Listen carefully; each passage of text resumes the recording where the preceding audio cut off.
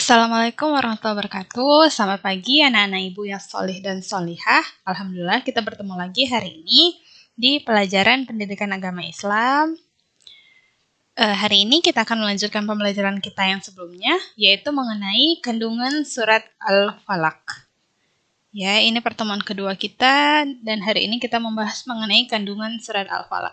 Akan tetapi sebelum mulai belajar, alangkah lebih baik kita membaca doa terlebih dahulu sambil mengadahkan tangan. Semoga pembelajaran hari ini dapat diterima dengan baik.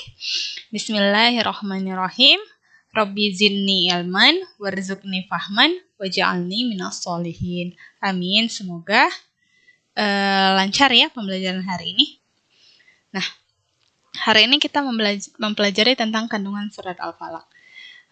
Akan tetapi, Ibu ingin mengingatkan kembali tentang pembelajaran minggu lalu. Pembelajaran minggu lalu itu belajar apa saja?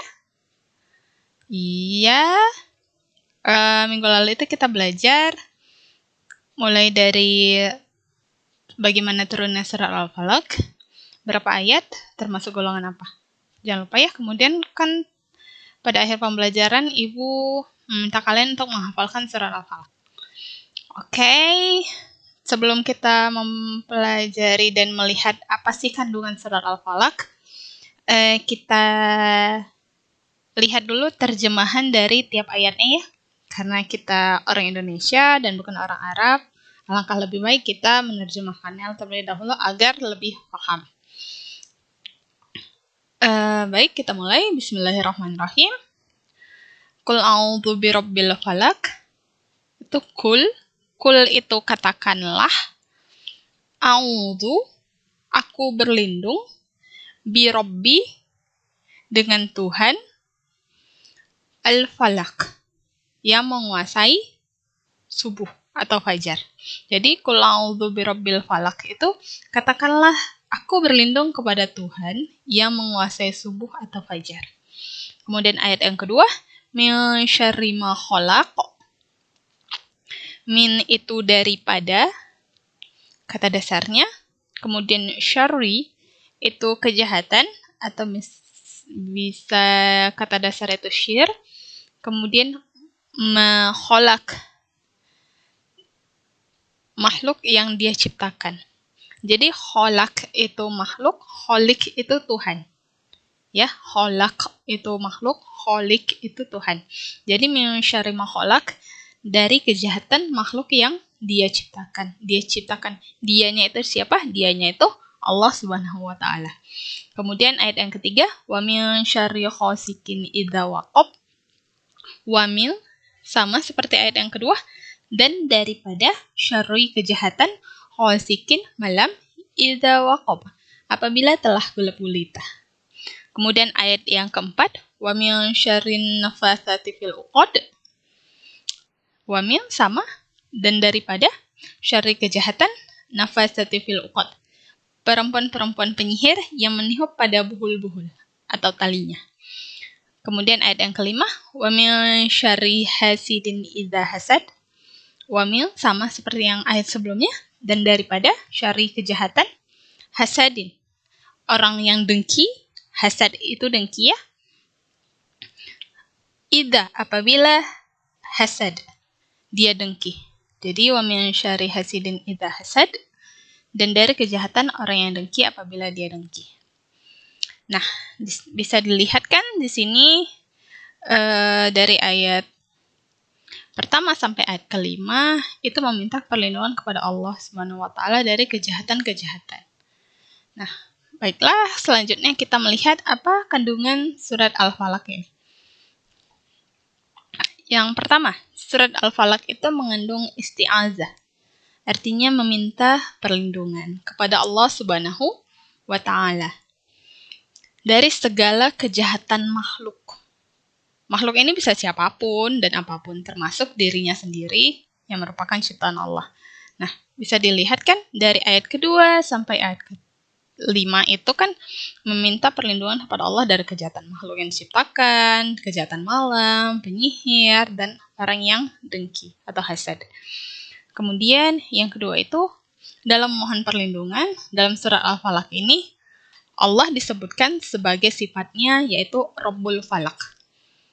atau bisa diartikan sebagai Tuhannya pagi dan Tuhannya dari semua makhluk. Sebagaimana Allah bisa membelah kegelapan malam dan mengubahnya menjadi terangnya pagi. Allah itu juga memiliki kuasa menyingkirkan kejahatan dan memunculkan pertolongan. Nah, di sini dijelaskan dari kandungan yang kedua itu bahwa Allah itu merupakan Khalik, pencipta manusia.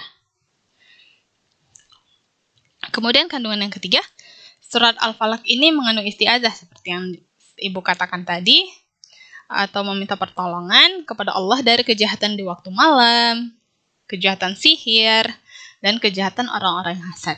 Kejahatan di waktu malam itu termasuk ayat yang ketiga. Kejahatan sihir itu ayat yang keempat. Dan kejahatan orang-orang yang hasad, apabila dia hasad, ayat yang kelima.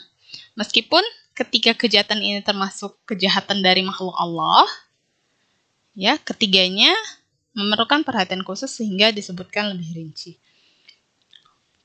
Kemudian, kandungan yang kelima, dalam surat Al-Falaq ini terdapat dalil bahwa sihir, tadi kan ada wa min syarr di ayat yang keempat, wa min syarrin nafatsati fil 'uqad. Di situ disebutkan bahwa sihir itu ada. Dan karena sihir itu ada, kita itu harus meminta pertolongan kepada Allah ya. Jangan meminta pertolongan kepada selain Allah, karena Allah itu satu-satunya tempat kita untuk memohon pertolongan. Kemudian, kandungan yang kelima, yaitu dalam surah Al-Falaq, itu menjelaskan hasad itu membawa keburukan dan mengakibatkan kejahatan. Ya, hasad, dengki, iri, sama itu. Hasad, iri, dengki. Kemudian karenanya kita perlu memohon perlindungan kepada Allah dari sifat hasad ini. Baik sifat hasad ini ada dalam diri kita, ataupun sifat hasad ini ada dari orang lain. Ya, kita meminta perlindungan hanya kepada Allah. Dari kelima ayat ini, yang harus kalian ingat bahwa Allah satu-satunya tempat kita memohon perlindungan dan pertolongan. Hanya kepada Allah lah kita memohon pertolongan dan perlindungan. Itu disebutkan di surat Al-Fatihah, ya. Dan yang mau Ibu kasih tahu mengenai surat Al-Falaq ini, ada nilai plus dari surat Al-Falaq ini yang diriwayatkan oleh Rasul, bahwasanya dari Aisyah radhiyallahu anha. Aisyah tahu, Aisyah itu adalah istri Nabi, mengatakan bahwa Nabi Muhammad SAW selalu sebelum tidur itu mengadahkan tangannya, kemudian membacakan 3 qul, mulai dari surat Al-Ikhlas, yaitu Qul huwallahu ahad, 4 ayat, kemudian membaca surat Al-Falaq, 5 ayat, kemudian membaca surat An-Nas, 6 ayat. Ya, kemudian setelah selesai membaca, Rasul mengusapkan tangannya tadi itu ke kepala, kemudian ke wajah, dan ke seluruh tubuh. Ya, hadis ini hadis sahih. Jadi, alangkah lebih baik jika kalian mulai dari malam ini mengamalkan itu. Ya, supaya ketika tidur, kita selalu mendapatkan perlindungan dari Allah Subhanahu wa Ta'ala.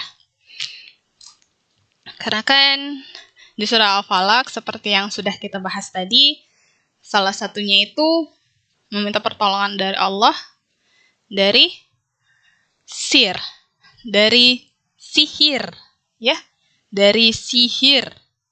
Nah, sihir itu kan bisa datang kapan aja, bisa aja ketika kita tidur ataupun ketika kita lengah. Nah, mungkin itu saja dari Ibu. Semoga pembelajaran hari ini diterima dengan baik. Diulang-ulang lagi pelajarannya supaya bisa selalu diingat. Ibu akhiri dengan membaca Subhanakallahumma bihamdika Asyhadu an la ilaha illa anta astaghfiruka wa atubu ilaih.